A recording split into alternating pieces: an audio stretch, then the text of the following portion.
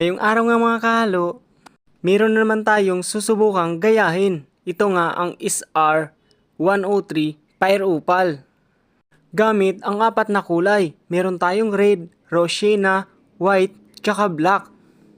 Para ma-achieve yung ganitong kulay.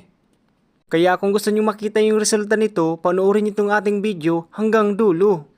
Dahil tuyo nga yung ginagaya nating sample at basa pa yung tinitimpla natin, hindi nga natin sila mapaparehas ng 100% sa kadahilan ng magkaiba ang tingkad ng basa at tuyo.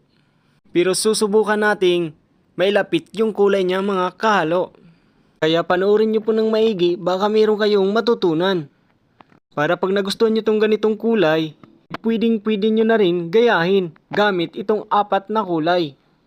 Base lang kayo ng red at meron kayong pangulay na rose sienna, white, tsaka black para ma-achieve nyo yung ganyang kulay.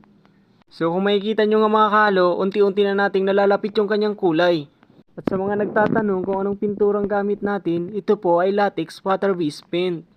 At sa mga nagtatanong kung para saan itong gamit nating pintura, ito po ay pang walling paint. At kung nagustuhan nyo po ang ating video mga kahalo, pahingi naman po ng suporta nyo. Kahit isang palo lang. Thank you for watching.